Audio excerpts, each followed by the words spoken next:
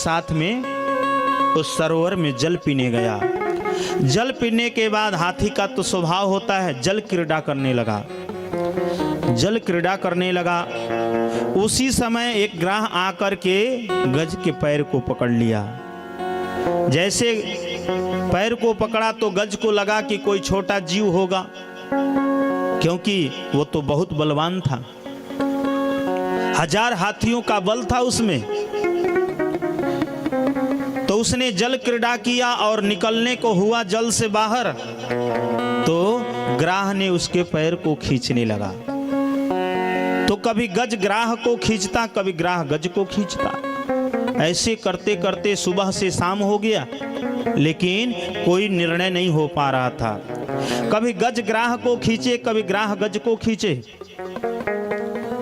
गज को ऐसा लगा कि अब मैं थक जाऊंगा, अब मैं हार जाऊंगा। तो उसने अपने पत्नियों से कहा कि आप मेरा सहयोग करो। पत्नियों ने सूंड में सूंड मिला करके खींचने का प्रयास किए। तो गज कभी ग्राह को खींचता, कभी ग्राह गज को खींचता। बहुत दिनों तक यह युद्ध चला, लेकिन इसका कोई निर्णय नहीं निकलता। गज पत्नियों ने कहा कि ये तो मरेगा ही, हम सबको भी मारेगा, इसलिए हम अब सहायता नहीं कर सकती। गज पत्नियों ने छोड़ करके चली गई। जब गज पत्नियां छोड़ करके जाने लगी तो ग्राह अब तो बड़ा दुखी हुआ। देखिए, हम लोगों का भी यही स्वभाव है। व्यक्ति जब तक अच्छे कर्म कर रहे हैं, उसके पास धन है, तो साथी तो बहुत हैं। कोई ऐसे स्थान में फंस जाता तो उसका कोई सहयोग नहीं करता। उसके पास धन नहीं है तो कोई उससे बात नहीं करता। जब तक गज सुरक्षित था तो पत्नियां तो खूब आनंद ले रही थी, लेकिन आज गज उस ग्राह के साथ में फंस गया, उस सरोवर में फंस गया। पत्नियों ने छोड़ करके वहां से चली गई। गज को ऐसा लगा कि अब मैं इससे बहुत देर तक युद्ध नहीं कर पाऊंगा।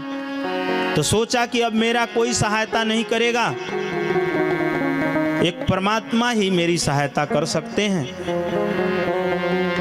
तो गज ने बहुत सुंदर भगवान को बुलाने का एक स्तुति किया। ओम नमो भगवते तस्मै यत् यत् चिदात्मकं पुरुषायादि बीजाय परेशाया धीमहि। गज ने कहा, ओम नमो भगवते, मैं नमस्कार करता हूं। मैं नहीं जानता कि आप कौन हैं, आपका मैं नाम नहीं जानता, आपका रूप मैंने नहीं देखा, लेकिन पुरुषाया बीजाय, समस्त जीवों का जो मालिक हैं, सबकी रक्षा करते हैं, वह मेरी रक्षा करें, नहीं तो मेरी प्राण इस जीव ले सकता है। मैं मर सकता हूं, मैं अब बच नहीं सकता, आप मेरी रक्षा करें। जैसे भगवान को पुकारा, भगवान वैकुंठ से अपने वाहन गरुड़ जी के ऊपर चढ़ करके और चल दिए। जब गरुड़ जी के पीठ पर बैठे, गरुड़ जी से कहा कि अति शीघ्र उस गज के पास में चलो। गरुड़ जी उड़ने लगे। भगवान ने कहा कि गरुड़ जी, आपकी आज बहुत गति कम दिख रही है। गरुड़ जी ने कहा, महाराज गति कम नहीं है, मैं 1000 किलोमीटर प्रति घंटा की रफ्तार से चल रहा हूं। भगवान ने कहा, अगर आप इतने गति से चलेंगे तो गज को ग्राह मार देगा, उसे जल में डुबो देगा, इसलिए आप और गति बढ़ाइए। गरुड़ जी ने और गति बढ़ाया। भगवान ने पूछा कितनी गति बढ़ाई? गरुण जी ने कहा कि महाराज मैं 2000 किलोमीटर प्रति घंटा की रफ्तार से चल रहा हूँ। भगवान ने कहा कि इतने से काम नहीं चलेगा और गति बढ़ाओ। गरुण जी ने कहा अधिक गति बढ़ाने से दुर्घटना हो सकती है, इसलिए इससे ज्यादा मैं गति नहीं बढ़ा सकता। भगवान ने कहा ठीक है तो तुम आओ, मैं चल रहा हूं। भगवान तुरंत गरुण जी के पीठ से अंतर ध्यान हुए और सीधे गज के पास में पहुंच गए। गज ने एक सरोवर में कमल का पुष्प था उठाया और स्तुति करके भगवान के चरणों में चढ़ा दिया। भगवान ने सुदर्शन चक्र छोड़ा और ग्राह का सर धड़ से अलग हो गया। गज की तो रक्षा हो गई। राजा परीक्षित ने पूछ दिया गुरुदेव बुलाया था तो गज ने और ग्राह का उद्धार हो गया। भगवान कह रहे हैं कि जो मेरा भक्त है उसका तो उद्धार होना ही है, लेकिन अगर मेरे भक्त का चरण भी कोई पकड़ ले तो मैं चाहता हूं कि मैं अपने भक्त से पहले मेरे भक्त का जो भक्त है उसको उद्धार कर दूं। जो गज है मेरा भक्त है, लेकिन ग्राह गज का भक्त है, इसलिए मैंने ग्राह का उद्धार कर दिया। तो राजा परीक्षित ने पूछ दिया गुरुदेव यह पूर्व जन्म में गज कौन था और ग्राह कौन था? तो सुखदेव भगवान कह रहे हैं योषौ ग्राह स वै सद्य परमाश्चर्य रूप धृका मुक्तो देवल सापेन गंधर्व सत्तमा। सुखदेव भगवान कह रहे हैं राजन यह जो ग्राह था पूर्व जन्म में हूहू नाम का गंधर्व था। देखिए गंधर्वों का नाम ही ऐसा होता है। गंधर्वों का काम होता है देवताओं को हास परिहास कराना। किसी का हूहू, किसी का हे, किसी का हा हा, ऐसे गंधर्वों का नाम होता है।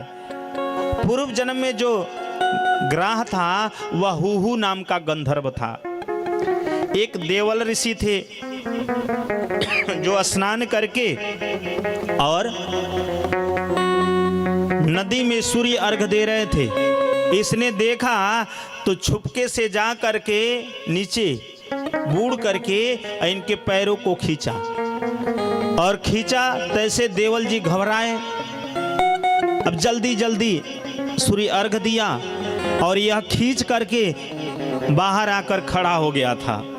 देवल जी घबराते हुए जैसे जल से बाहर निकले तो इनको देख करके हंसने लगा। देवल ऋषि ने समझ गए कि इसने ही मुझे डराया है, इसने मेरे पैर को पकड़कर खींचा है। देवल ऋषि ने कहा तुम्हें जलचर प्राणी बनने का बड़ा शौक है, जाओ मैं तुम्हें श्राप देता हूं, तुम ग्राह बन जाओ। बड़ा निवेदन किया, कहा कि महाराज आप जैसे ऋषियों का चरण पकड़ने से मुझे ग्राह बनना पड़ेगा, मेरा उद्धार कैसे होगा? तो देवल ऋषि ने कहा तुम ग्राह तो बनोगे, लेकिन कोई भगवान का जो भक्त होगा उसके चरण जब तुम पकड़ोगे तब तुम्हारा उद्धार हो जाएगा। वही हूहू नाम का गंधर्व आज गज के चरण को पकड़ा। गज ने भगवान को स्मरण किया, भगवान ने सुदर्शन चक्र छोड़ा और ग्राह का उद्धार हो गया। राजा परीक्षित ने पूछ दिया गुरुदेव वह गज पूर्व जन्म में कौन था, उसकी कथा बताइए। तो सुखदेव भगवान कह रहे हैं स वै पूर्वमद्भूत राजा पांडवो द्रविड़ सत्तमा इंद्रदुम्न इति ख्यातो विष्णु व्रत परायण। जो गज था वह पूर्व जन्म का द्रविड़ देश का राजा था जिसका नाम इंद्रदुम्न था।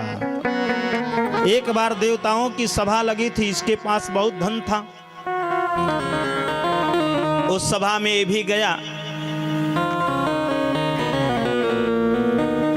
और सभा में बैठा हुआ था। भगवान आए लेकिन ये खड़ा होकर के स्वागत नहीं किया, तो उन्होंने श्राप दे दिया, तुम्हारा जो बुद्धि है गज के समान हो गया है, उदंड हो गए हो, जाओ गज बन जाओ। बड़ा अनुनय विनय किया। तब भगवान ने कहा गज तो तुम बनोगे, लेकिन एक दिन तुम भगवान के जब आराधना करोगे, स्तुति करोगे, तब तुम्हारा कल्याण होगा। आज गज उस ग्राह से बच गया।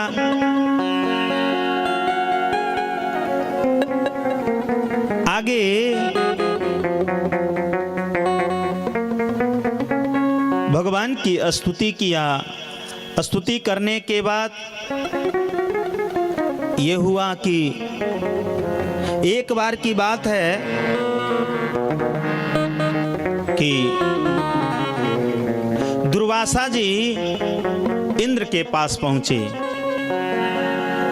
क्योंकि देवताओं का राजा तो इंद्र है।